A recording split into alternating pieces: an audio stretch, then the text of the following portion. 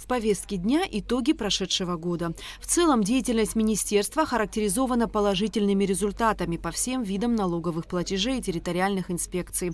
За 2022 год общий объем налогов, поступивших в государственный бюджет, возрос до 4 миллиардов 285 миллионов рублей. При плане в 3 миллиарда 526 миллионов. То есть выполнение составило 122%. В суммарном выражении перевыполнение составило 758 миллионов 952,2 тысячи рублей.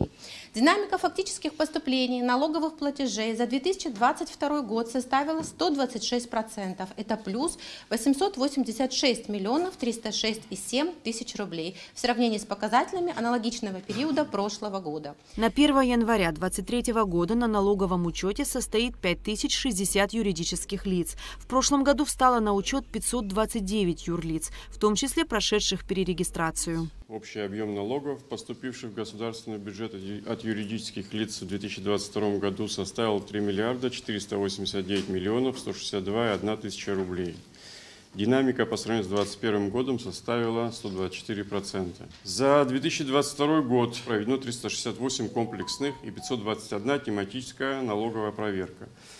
По результатам проверок установлено нарушение налогового законодательства, предъявлено к уплате 425 миллионов 728,5 тысяч рублей. На 1 января 2023 года на налоговом учете состоит 14 127 индивидуальных предпринимателей. За прошедший год на налоговый учет встало 1445 ИП. Общий объем налогов, поступивших в государственный бюджет от деятельности индивидуальных предпринимателей и физических лиц за 2022 год составил 795 миллионов 891,2 тысячи рублей. Динамика по сравнению с 2021 годом составила 139%. Управлением налогообложения физических лиц и отделами на местах было проведено 50 документальных проверок. По результатам проверок установлено нарушение налогового законодательства и предъявлено 18 миллионов 100 тысяч и 6 тысяч рублей. Министерство по налогам и сборам тесно сотрудничает со службой судебных исполнителей. За 2022 год в службу было направлено 255 материалов на сумму более 300 миллионов рублей и взыскано более 87 миллионов. Также была проведена работа по улучшению технической базы. К примеру, в 2022 году был разработан и внедрен модуль учета контрольных мероприятий. Отчеты, разработанные на основе модуля, значительно упростили работу по сбору информации по контрольным мероприятиям. Данные отчеты позволяют анализировать степень загруженности и процент эффективности работы сотрудников налоговых органов при проведении контрольных мероприятий. Была разработана программа для приема деклараций в электронном виде.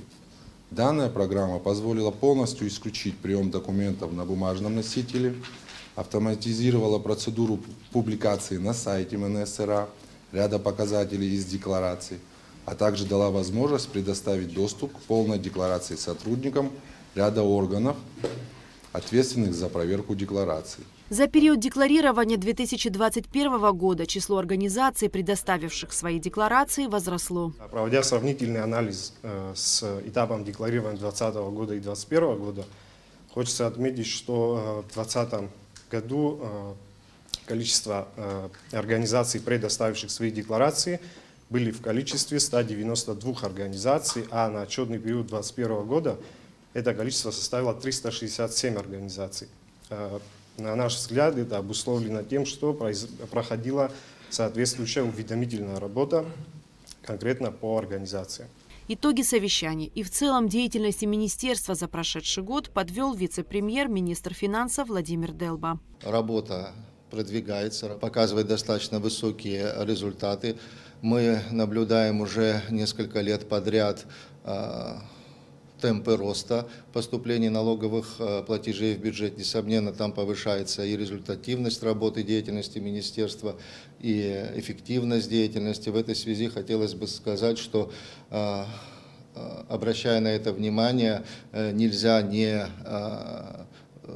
предпринимать усилия по совершенствованию налогового законодательства, которым занимается активное Министерство по налогам и сборам. С этого года материально-техническое обеспечение системы Министерства значительно изменилось. Мы полагаем, что результаты будут еще лучше.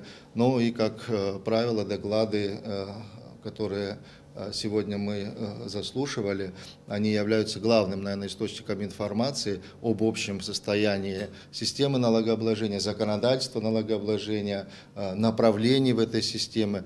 Вот, работа с налогоплательщиками – это, наверное, ключевой фактор и ключевой аспект деятельности Министерства по налогам и сборам.